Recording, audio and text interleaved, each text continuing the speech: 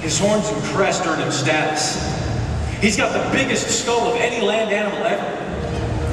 And yet, he is a pretty sociable guy. He's one of the dinosaurs that likes to live in herds. Well, he's sociable up to a point, that is. He's territorial. Males dominate the herds, and this guy is master of his turf. So, with a massive head and the safety of herds, what on earth could threaten torosauruses? Not much. Except another male.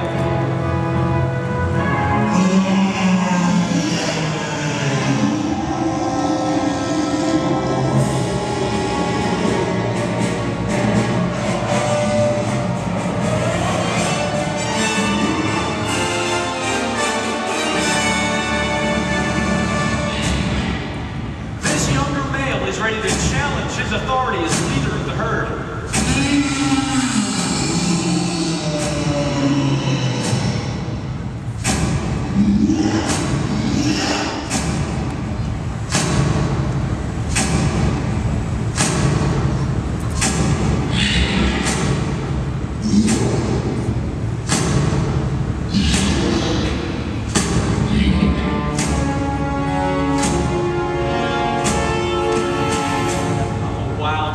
See this.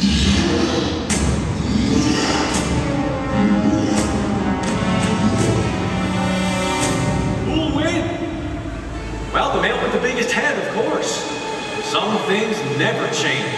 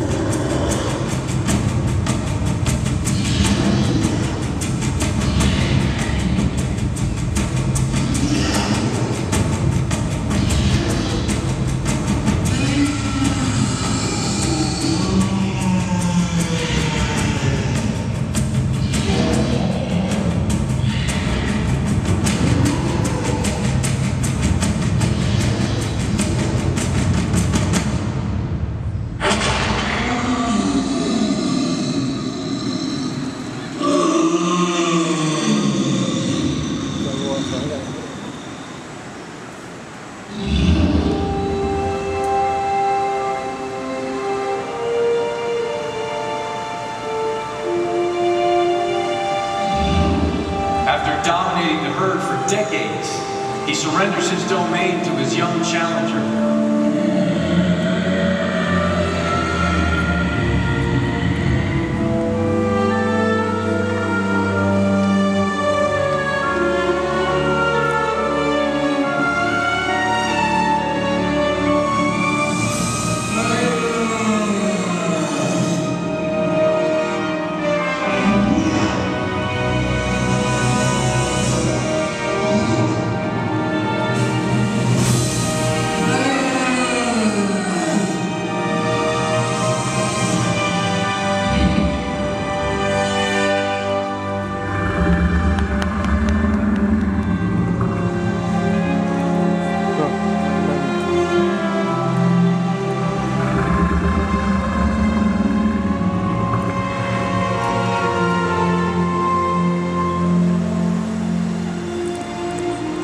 His victory is a triumph for the species, an example of natural selection, survival of the fittest, and the evolution of these king-sized herbivores.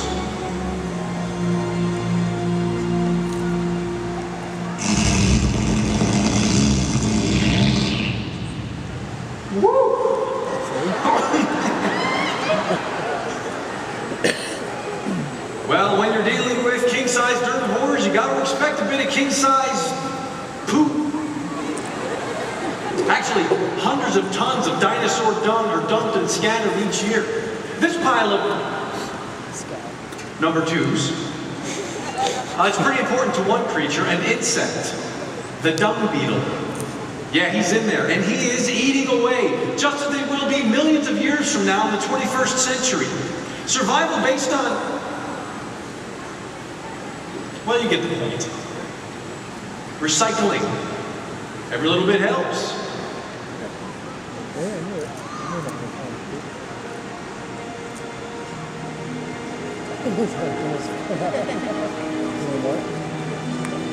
Is everything in the garden lovely? I'm afraid not. Time slips by. We're now at the end of the Cretaceous period, and the Earth is forever on the move. India piles into Asia, and the collision throws up masses of volcanoes.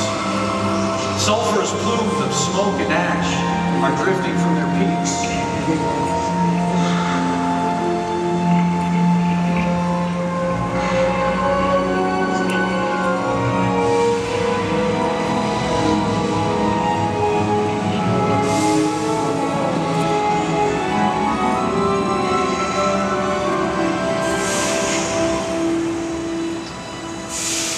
For centuries, they've spewed their gases and poisoned the earth.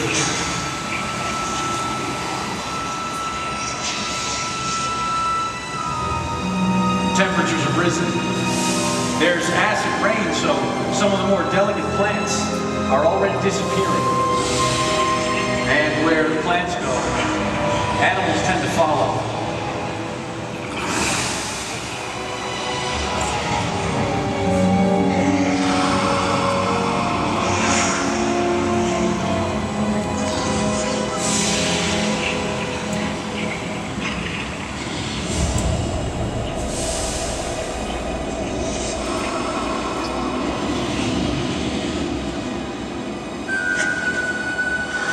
At the end of the late Cretaceous period, we stand, in fact, in a fading paradise.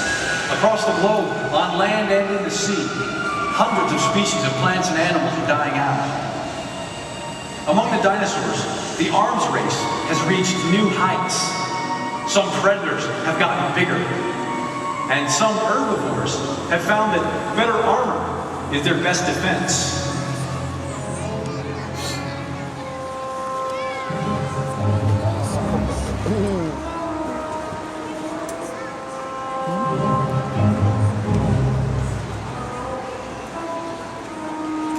The extraordinary ankylosaurus.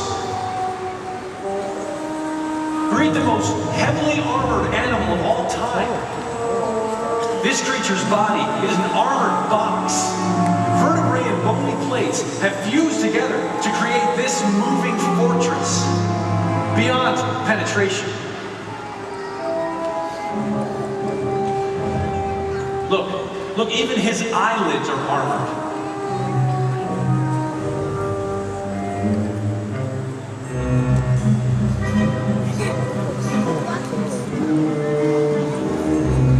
And if that isn't enough, his tail has hardened into this club, this 150-pound ball of bone.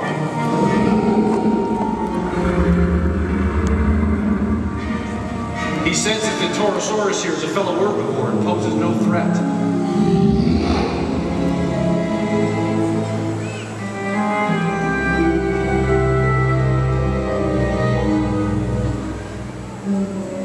Ankylosaurus' skull is so heavily reinforced that there's little room for a brain inside.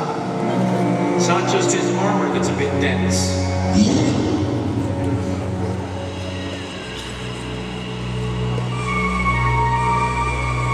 Oh well, who needs brains when you got that kind of brawn?